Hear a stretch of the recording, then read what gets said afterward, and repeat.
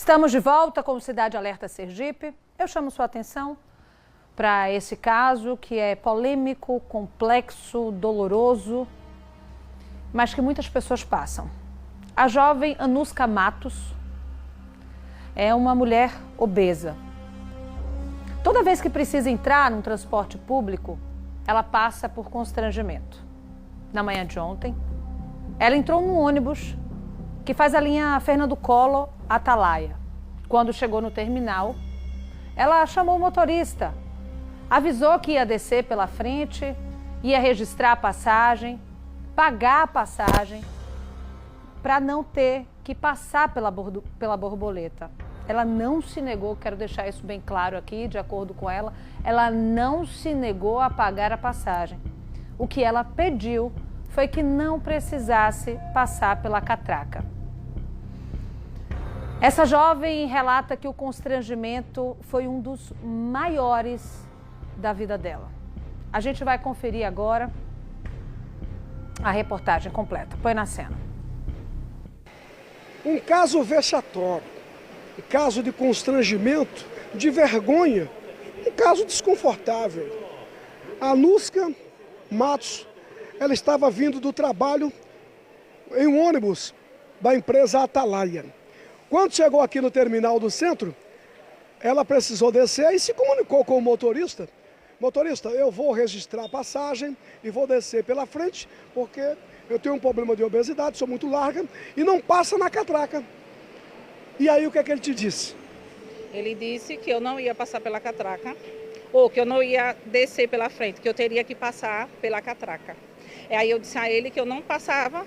E a todo momento ele estava me vendo, eu estava em pé ao lado dele, estava vendo que eu não tinha condições de passar pela catraca por ser muito estreita.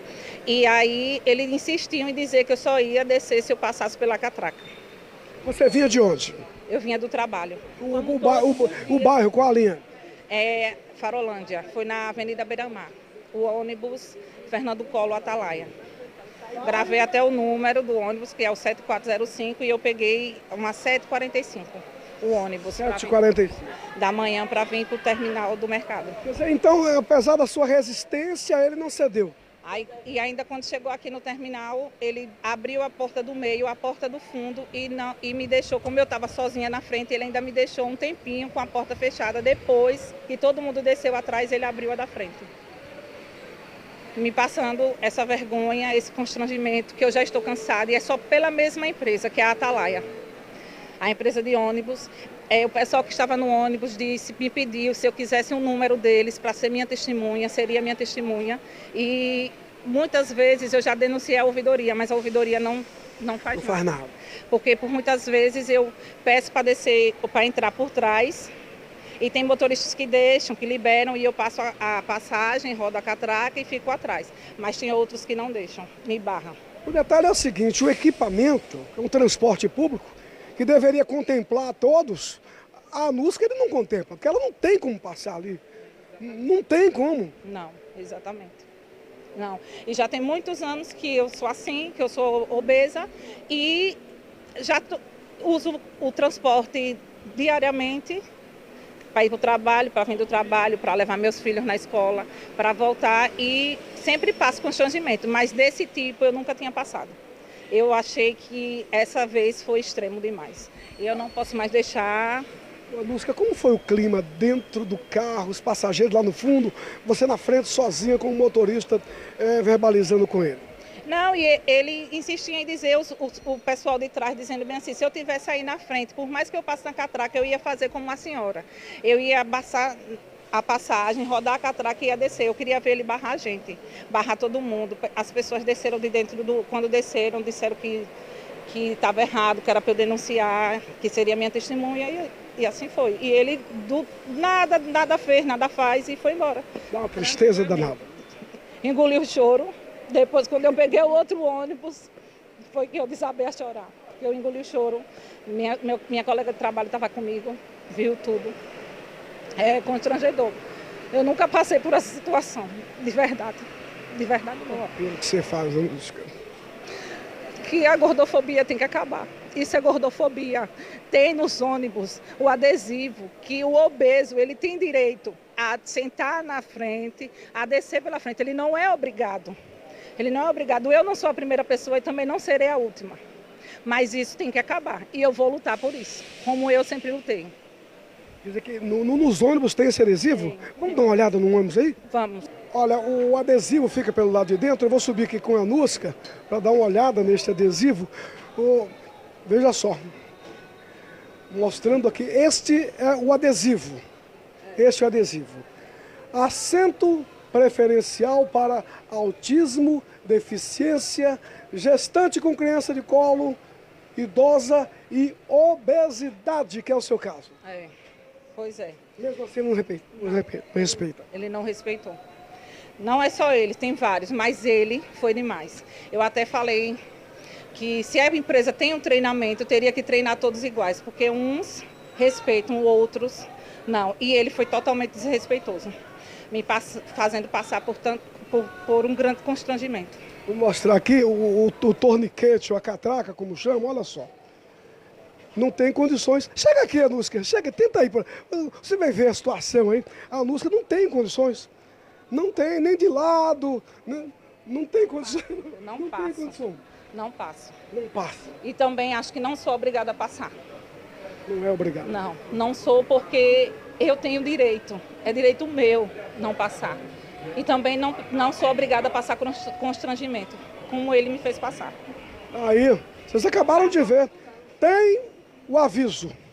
Não é? Deveria ser obedecido pelo operador do ônibus, o motorista, para que as pessoas não passem constrangimento.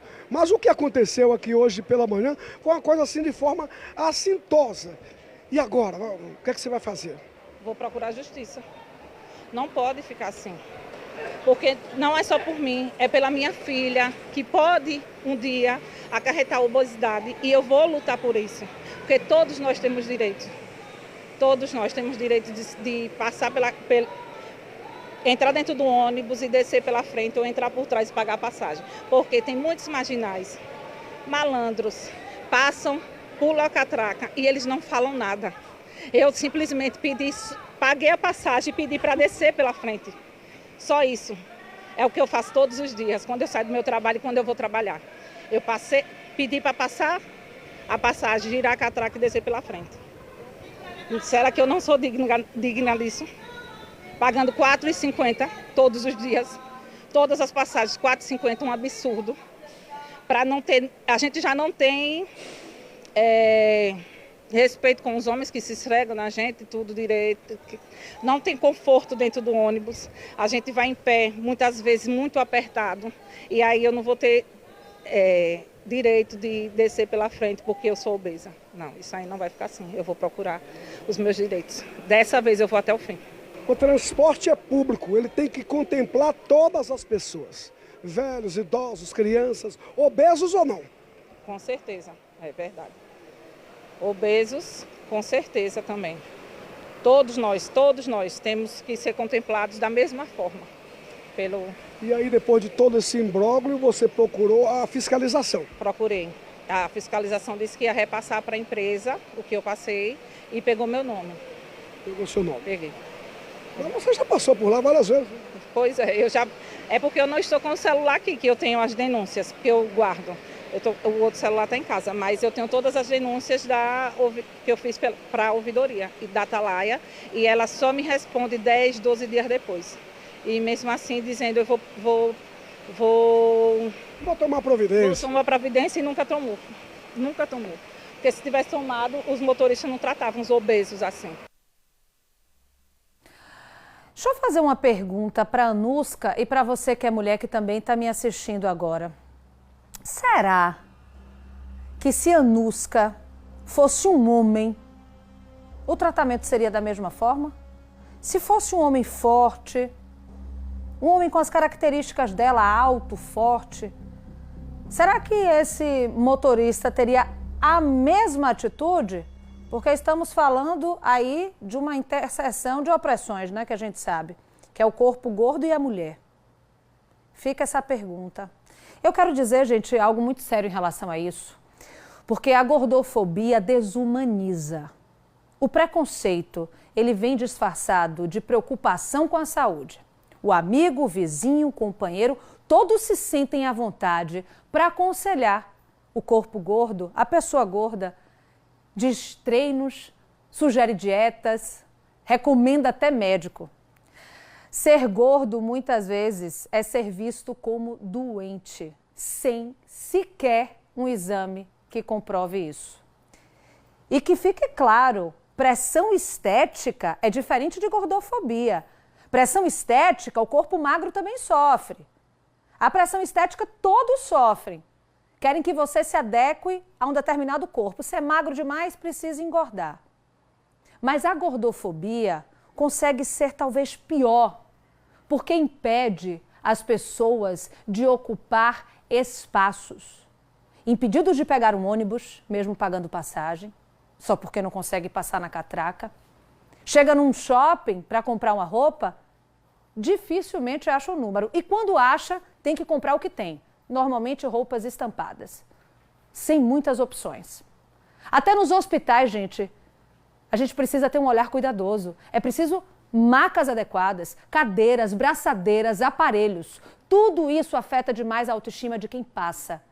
Mas é ainda mais urgente falar sobre direitos e acessos aos espaços públicos. O corpo gordo pode ser saudável. O corpo magro pode ser doente. A confusão entre aparência e doença, entre negar espaços, já não cabe mais. E para explicar isso para a gente, nós convidamos o advogado Eduardo Ribeiro sobre a gordofobia. A gente questionou ele. É crime? Ele respondeu que não é crime. Mas pode ser enquadrado como constrangimento. Vamos conferir. Olha, a gordofobia ela indica o preconceito de pessoas que julgam o excesso de peso e a obesidade como um fator que mereça seu desprezo. Tratar mal, desmerecer ou fazer a pessoa acima do peso se sentir inferiorizada caracterizam a gordofobia. É fato que tal conduta merece o nosso desprezo e que ela reforça os preconceitos, pois causa sofrimento daqueles que não atendem ao padrão estético social. Cabe a nós, como sociedade, lutar diariamente contra esse preconceito, seja no trabalho, seja nas relações sociais e, do ponto de vista do viés jurídico, como todo preconceito, merece, além do repúdio, ações na esfera civil e criminal.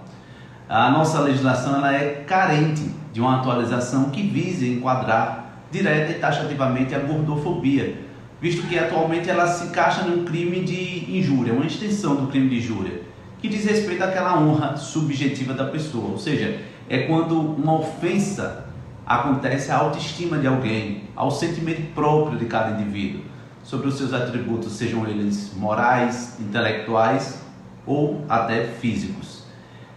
No cenário atual, ao ser vítima de tamanha desumanidade, entendo que, pela ausência de uma lei específica, deve a vítima lutar para que o agressor seja enquadrado no crime de ódio, assim como no crime injurioso, com pena prevista de 1 a 3 anos de prisão, além da reclusão. A vítima dessa prática deve analisar se processará o agressor na esfera civil ou na esfera criminal. Se ela optar pela esfera criminal, terá que denunciar o ato, fazer o boletim de ocorrência, além de reunir provas do ocorrido. E na área civil, se quiser uma reparação financeira, vai ter que entrar com uma indenização por danos morais, explicando que teve sua moral abalada e o porquê o agressor, a pessoa que cometeu tamanha injustiça, deve indenizar a vítima. Aí sim, a reparação será feita. A gente agradece pelos esclarecimentos. Daqui a pouco tem o Jornal do Estado com o Gilvan Fontes. Vamos